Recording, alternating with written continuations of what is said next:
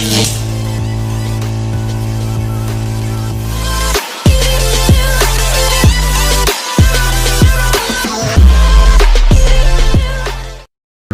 po, kayo po ba yung nasasabihan na ang pangit mo, sobrang pangit mo, you're so ugly, wala kang mararating sa buhay mo, sobrang kang mayabang, nagmamataas ka, akala mo naman, may natupad ka na yung mga masasakit na salita mga kapatid, marami yan mga kapatid. Ngunit mga kapatid ay huwag po natin pansinin ang kanilang mga sinasabi, dahil kung papansinin po natin yan mga kapatid ay madadown lang po tayo at hindi po natin ma-achieve ang mga dapat natin achievein sa buhay mga kapatid.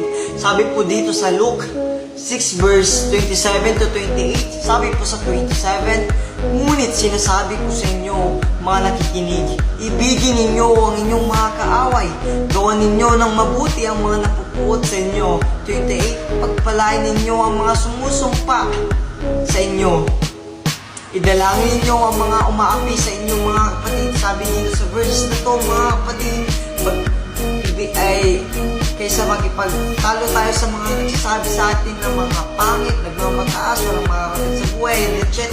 Mga kapatid, huwag po natin silang gantihan mga kapatid, bagkus panalangin na lang po natin sa ating Panginoong Hesus mga kapatid. Dahil alam po mga kapatid na tayo mga kapatid na may pangarap sa buhay mga kapatid, at alam po tayo lahat ay may pangarap mga kapatid. Ngunit ang topic po natin mga kapatid, it's all about love your enemies mga kapatid. Yes, mahalin po natin ang katulad nating mga kapwa mga kapatid. Dahil tayo ay gawa lamang ng ating Panginoon. Hindi para magtalo-talo mga kapatid, hindi para magpaligsahan mga kapatid. Bagkus dapat tayo magmahalan mga kapatid. Ngunit nga po sa tukso ng ating kaaway, hindi natin maalala na tayo ay ginawa lamang ng ating Panginoon mga kapatid.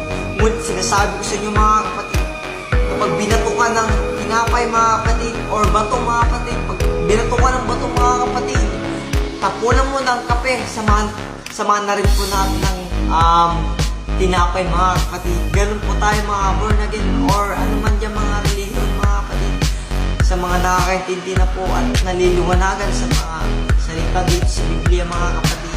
Yes, hallelujah mga kapatid. Ulitin ko po mga kapatid, huwag tayong gumante mga kapatid. Dahil bagkus gumante po tayo mga kapatid ay padalangin na lang po natin sila mga kapatid. Hayaan po natin ang mga sinasabi nila sa ating mga kapatid. Huwag po natin dibdibin yun mga kapatid. Yun lamang po. God bless you mga kapatid.